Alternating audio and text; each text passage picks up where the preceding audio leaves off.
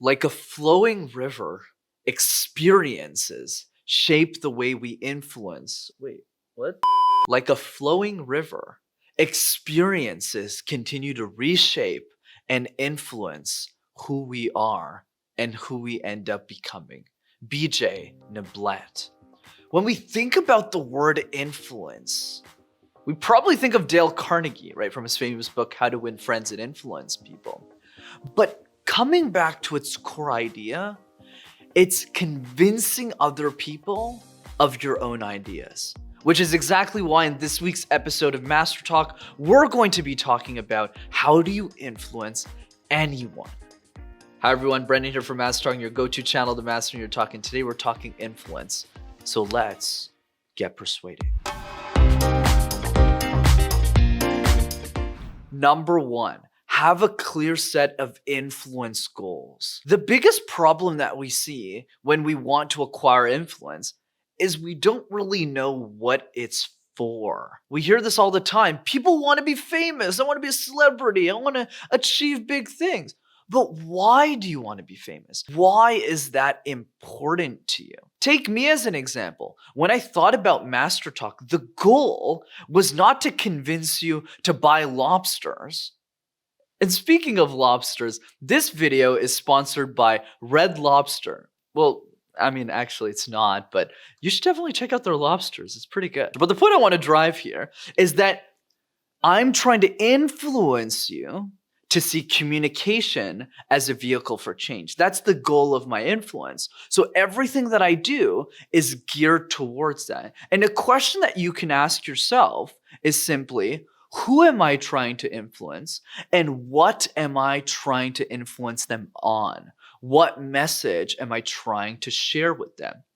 And once we are clear about our so-called influence goals, it becomes easier for us to move forward. A great example of this as well is LeBron James. So LeBron started a media company called Uninterrupted because he wanted to create a channel for the Black community to express their ideas and expression in a way that their voices are more heard, and not just American culture, but also the world globally. So he invested a lot of his personal money into that media company. But notice how intentional LeBron is with his influence. He's not just becoming a basketball player and having success there. He's figuring out strategically, how do I use that influence to help more people or achieve the goals that I want? So start thinking more like that, and you'll be able to leverage and create influence way more effectively.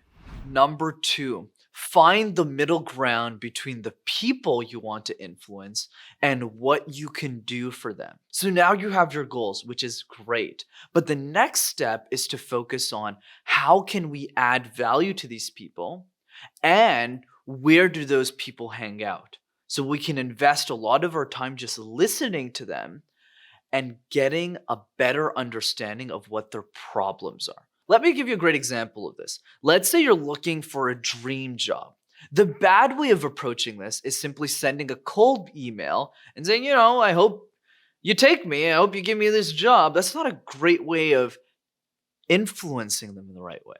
Versus saying, I want this job and they're looking for somebody who's very high quality. So how do I influence myself? How do I change my accomplishments in a way that makes me an attractive candidate?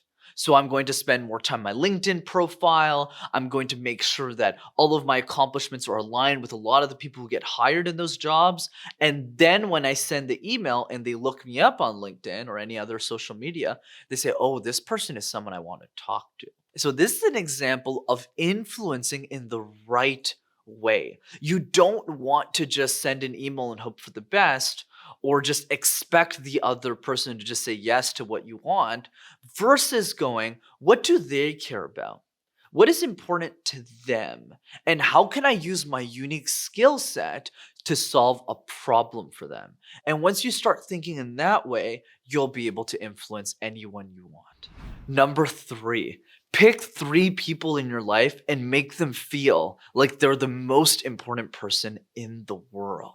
Influence in many ways is creating a unique experience experience for other people around us, to make them feel special and heard. And the biggest mistake that we make with influence is we try and make every single person we meet feel special. Not the right way to approach this, because you'll feel burnt out. You'll share your energy with too many people and it'll be hard for you to sustain that. Instead, what you want to do is make a list of those 3 people, write them down. Write one quality that you really appreciate about them, and then send them a video message to let them know how much you appreciate them. That's the trick. Doing the 20% that nobody else is willing to do. I take this a step further where I force people that work with me to send and write handwritten letters to those 3 people. When we focus on ideas that are unique, we get unique results. So think about the small things that you can do with the people in your network to make them feel special, and you'll work it like a muscle so that over time, you can do that with every single person that has the privilege of meeting you in their life. As BJ taught us, much like a flowing river, when we pick the right experiences for the right people, it changes who they are. It shapes them into a person that you want them to be. And that's the magic that influence allows us to do. It allows us to take ideas that we have and share them with the world to make their lives better. And if you think about influence in that way, I believe that you'll be an influential person as well. As always, if you enjoyed this week's episode of Master Talk, be sure to smash that like button and subscribe to the YouTube channel as well to see more videos like this. And if you know one person who's not really that influential, who's looking to get a little bit better, a little bit more likable, send them this video so they have a chance. See you next time, everyone.